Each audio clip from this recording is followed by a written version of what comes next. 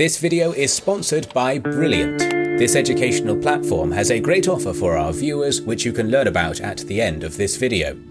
Archduke Franz Ferdinand will forever go down in history as the man whose assassination helped lead to the First World War. However, what is less well known is Franz Ferdinand's painful story of undying romantic love and a great tragedy that was to forever be overshadowed by the global conflict it helped to spark. The year is 1895, and Archduke Franz Ferdinand has just arrived in Pressburg, the residence of his relatives Archduke Friedrich and Archduchess Isabella. Over the past few months, he has made frequent and lengthy trips to the country estate. The Duchess was ecstatic, certain that Franz Ferdinand had fallen in love with her eldest daughter, the beautiful Archduchess Marie Christine. One day, after Franz Ferdinand had left for a hunting trip, Isabella found a gold pocket watch that he had left behind. She quickly opened it, expecting to find a picture of her daughter. Instead, she found a picture of her lady-in-waiting, Sophie Chotek. Sophie Chotek did not have dynastic blood. She was merely the fourth daughter of a minor noble Czech family. Her family's dire financial conditions had forced her to become a lowly ranked servant for the Archduchess Isabella. In the eyes of the royalty, she was ranked barely above a commoner. Hardly a suitable match for a royal heir in line to the throne of the Austro-Hungarian Empire. With Isabella's discovery, news of the scandalous relationship swept through the empire. The entire Habsburg dynasty united against the couple, with many members showing outright contempt and hostility towards Franz Ferdinand and Sophie. Some, such as the Archduchess Isabella, even attempted to sabotage their relationship. The famously strong-willed Franz Ferdinand responded by declaring his intention to marry Sophie. His equally strong-willed uncle, Emperor Franz Joseph, refused to give him permission. The emperor had already seen his son and heir, Rudolf, kill himself and his mistress rather than return to his unhappy marriage, so he harbored few sympathies for Franz Ferdinand and Sophie. The situation was further exacerbated by the death of Franz Ferdinand's father in 1896, which left Franz Ferdinand as the heir to the throne of Austria-Hungary.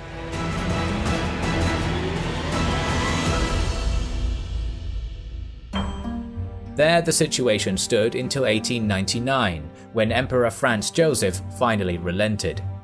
He gave only one condition: the marriage was to be a monastic one.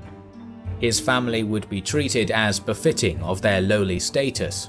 Franz Ferdinand would never be allowed to sit next to his wife during official ceremonies, carriage rides, and social events. When Franz Ferdinand stood at the front of a royal procession, Sophie would be all the way at the back next to the other servants.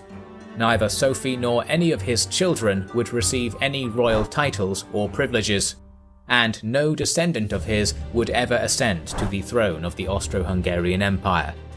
Franz Ferdinand accepted. Only two members of the Habsburg family attended their marriage: Franz Ferdinand's stepmother, Archduchess Maria Theresa, and her daughter. Despite the degrading circumstances, their 14-year-long marriage was a happy one, and the couple produced 3 children. In 1914, Franz Ferdinand decided to visit the Austrian territory of Bosnia along with his wife. Because it wasn't an official state trip, Franz Ferdinand was allowed to ride in the car with her.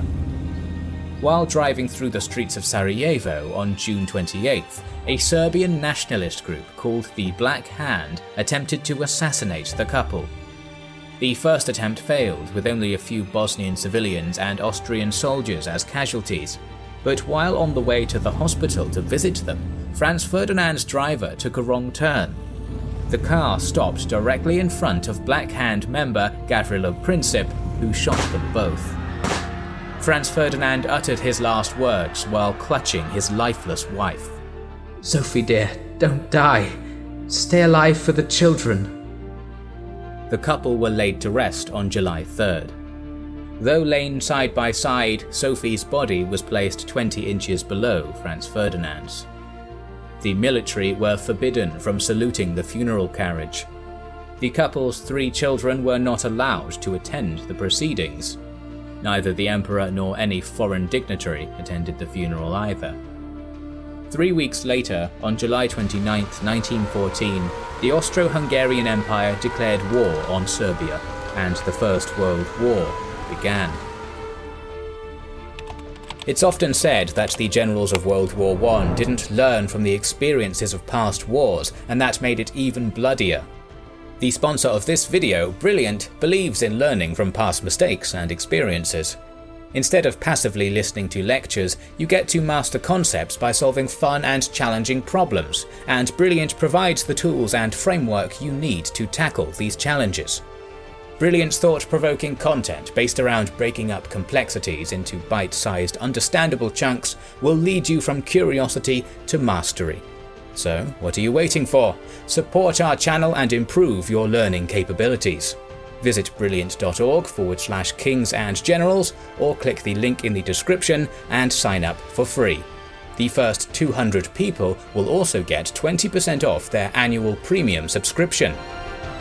Make sure you are subscribed to our channel and have pressed the bell button. We would like to express our gratitude to our Patreon supporters and channel members who make the creation of our videos possible.